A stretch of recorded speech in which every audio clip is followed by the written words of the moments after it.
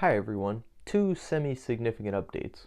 First, I have a mullet, obviously. Second is that the next video essay is probably going to be early next month as I simply have too much going on this month. But the album today, Bloody Angel by Sematary. Now I just recorded about 4 minutes of this review, but I didn't really like it because I'm doing too much. So we're going to tone it down a bit. And I'm going to say the least controversial thing humanly possible, which is that this is probably the most holistic view of Sematary as a person that we've gotten as an album so far. And I'm really happy about that because I think the last few projects have been good, but I do think people have gotten not burnt out, but like you can only listen to a man make the same like 5 songs over and over. And even if he makes the same 5 songs amazingly each time, and he does a pretty good job, at some point you just need him to do something new. And I think this album is showcasing the fact that he's pretty aware of that fact, and I like that he's doing it in a very upfront and blunt manner. He's not dropping singles here and there to make you guess, though he did kind of do that with When to Go and Headlights, but he's much more upfront than most artists would be. He went, boom, here's an album of me doing a lot of really different shit in comparison to normal. Fuck you. And I really like that. The track before Benadryl Angel, I should have checked its name. I really like that it's just an instrumental track. It's very low key, almost ambient in nature, and I really like how it's very much a lead in to Benadryl Angel without feeling like it needs to be joined at the hip with it. It's a very nice flow, and it breaks up the intensity of the album too. I like that it's not halfway, but it's kind of close to it. That 3-track run of, oh boy, can I remember it off the top of my head? Smoke Machine, Mordor, Parking Lot Scarecrow. I really like that 3-track run. I think that's like, if I had to say there was like a part of the album that I really liked, like that's the part I've played back to back multiple times already. I really like Mordor just because it's really goofy. Like it is the quintessential Sematary track, and I really like it. Smoke Machine is definitely just doing a fiend and breathe kind of thing, but it's a Sematary twist on it, and I appreciate that. And Parking Lot Scarecrow is it's it's very similar to something he's done multiple times, that kind of introspective sad boy vibe, but he's getting better at it incrementally, and I'm very excited to see when he really makes it his own thing, if you know what I mean. I feel like he lost a lot of luster from Grade A last year because he was on tour with a bunch of guys who make very similar songs pretty constantly. And I think he needs to break away from the current I'm a white boy who makes hyper trap.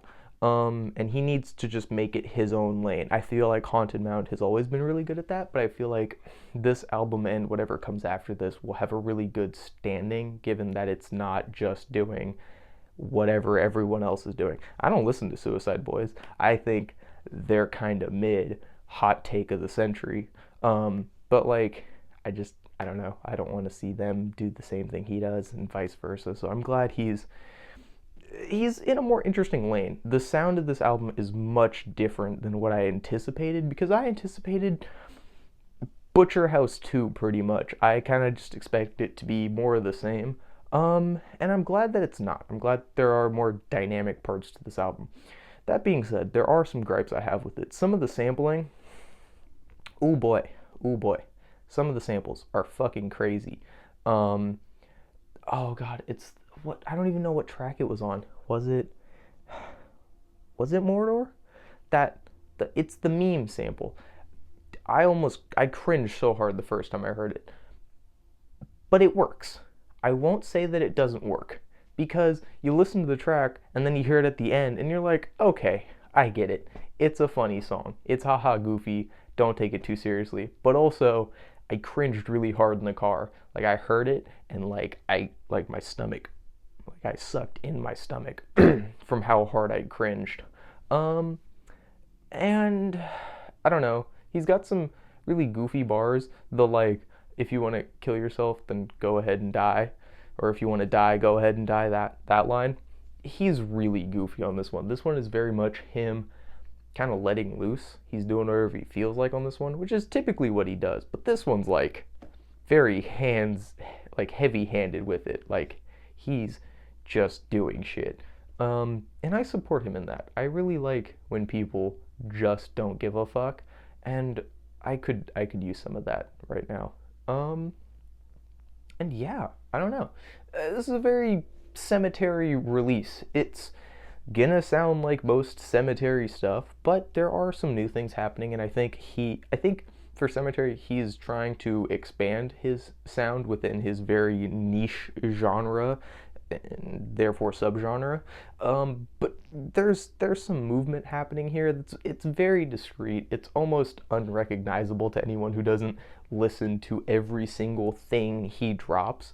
But like, there's much more there's much more melodic sections to this album. There are sections that are not as bombastic, as hyper fucking aware. Like, there are some parts that just kind of don't hit you over the head with a hammer, and instead they kind of euthanize you slowly, and like, it's it's respectable. I like it.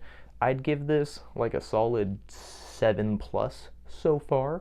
I'd have to see if it grows or shrinks on me at the current moment, but I do like it, and I think it shows Cemetery going in a more interesting direction where it feels like he's gonna get more. I hope it means he gets more dynamic with the songwriting, especially. I really want to see that grow a bit, but also just, I don't know, more interesting beats, more interesting switch ups and tempos, because this album does have some interesting shit. So yeah,